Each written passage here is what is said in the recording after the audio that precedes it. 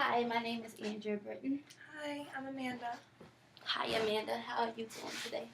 I'm okay. I'm just a little stressed out. Okay, so since this is our first time meeting, I would just like to let you know my role as a social worker.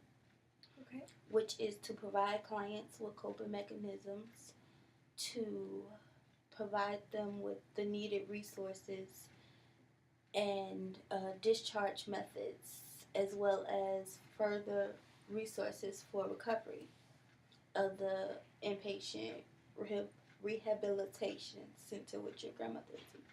Okay. So it is also my role to let you know of confidentiality, which is where anything that you and I discuss will stay between the two of us unless it puts you, your grandmother, or any other individual at harm. Okay? So, give me some background information about yourself. I'm a full-time student. I work part-time at Target. I live with my grandma alone. I'm 21. Yeah, that's about it. Okay. Seems like you have a busy schedule. Yes. And what about your grandmother? She is pretty down to earth. She basically stays at home. She cleans, cooks. Sometimes she goes out to bingo or goes out shopping with her friends, but she's pretty low key usually. Do you and your grandmother have a close relationship? Yeah, we do. It's fun living with her. We get along most of the time. Okay. So let's talk about why you are here. Do you know why you're here?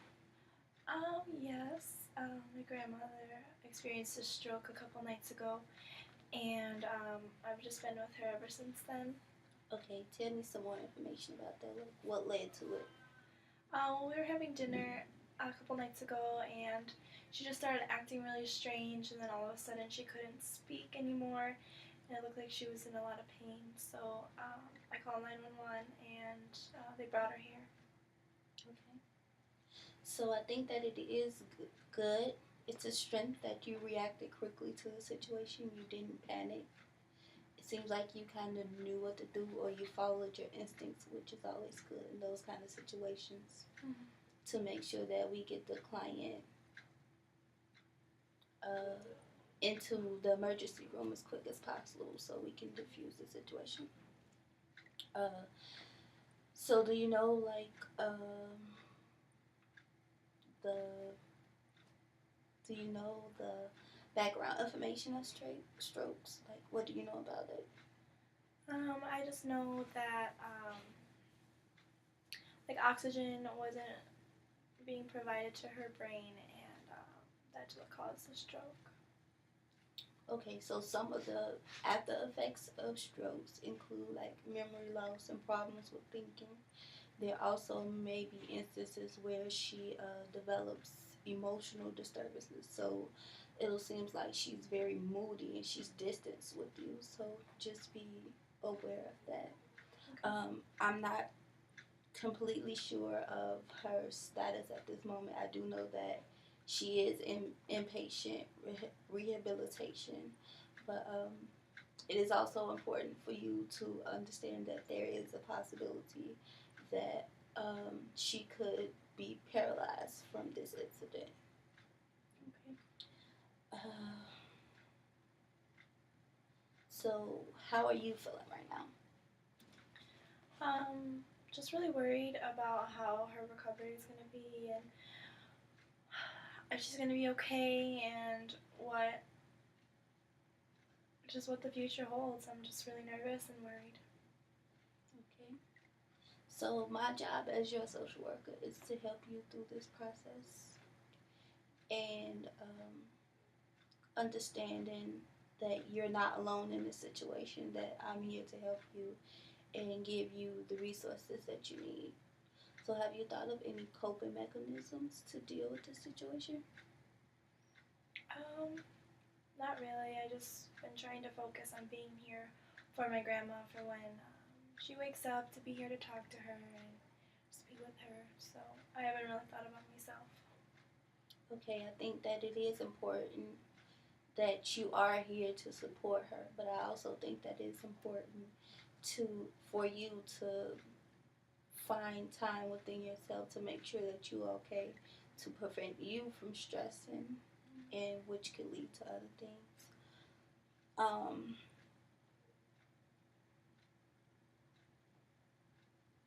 so you seem to be focused on your grandmother a lot. Have you thought of any discharge methods for once she leaves the hospital? Well, I mean, if she's okay enough, I'd want her to stay at home with me. Is that where you feel most comfortable?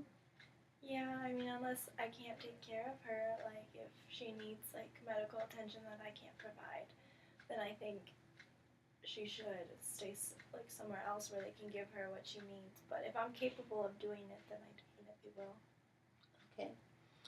Well, I have a list of resources for nurses in the local area and house home aides who are able to come into the home and assist your grandmother during times where you feel like you need a break or you're vis- where you're too busy to like be there for her, because I know that you do have a busy schedule. So it'll be important to just look into those. Um, so you said you mentioned earlier that it was just you and your grandmother who lives in the home, correct? So what about your other family? Are they aware of the situation? Are you connected to them at all? Yeah, we keep in close communication, but yeah, they live far away. My parents live a couple hours away, and like extended family lives even further. Okay. So I informed them all of what happened, and as soon as they get the chance, they're gonna come down and just be here with her. But my parents can't take off of work until the weekend. So for the most part, it's just you. Mm-hmm. Does your grandmother have any friends? Yeah, I mean, some people in the neighborhood that she's friends with. Um, there's like a group of girls that they like play games together, play cards, go to bingo, or go shopping and stuff. So there are some girls that she's close to, and I've talked to them already as well. Okay, so maybe we can look into seeing if they're willing to come in a day or two and just be with her and provide her company and emotional support Mm-hmm. for once she does come to her senses and realize what's happening. Also,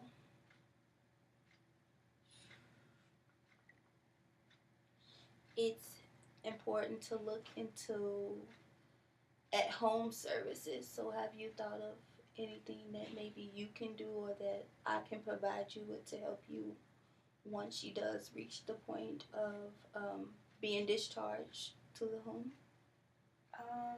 Not really. I'm just really focusing on her state right now. I didn't really think about the future so much. Okay, so maybe we can look into, in the future, we can look into services for her at home once she is discharged. So what about services while she's here? Is there anything that I can do or the doctors can do that you need? No, I think the doctors have been really supportive. Um, they really kept me in the loop.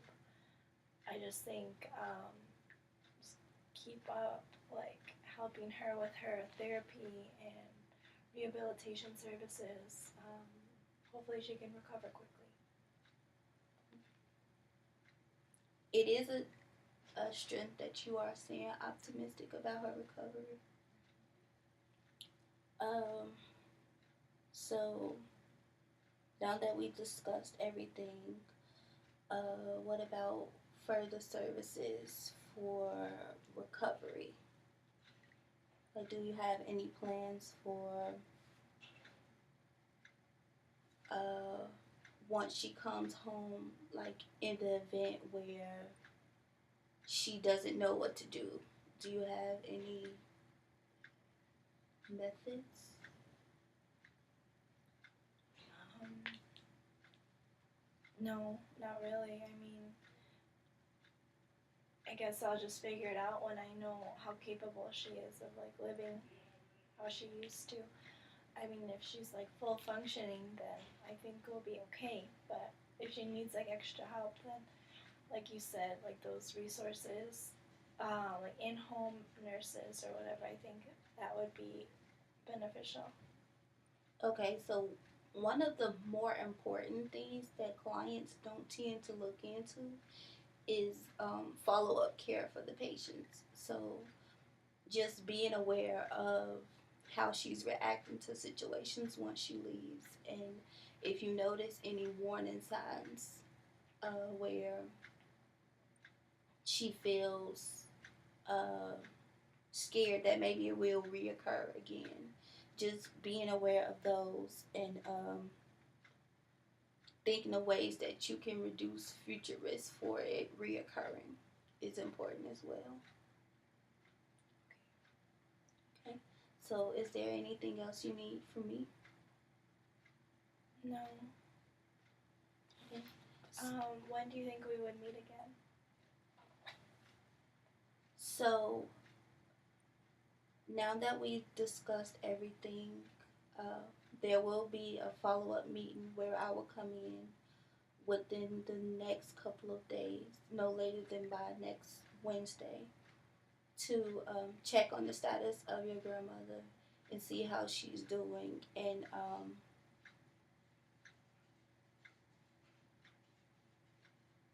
yeah.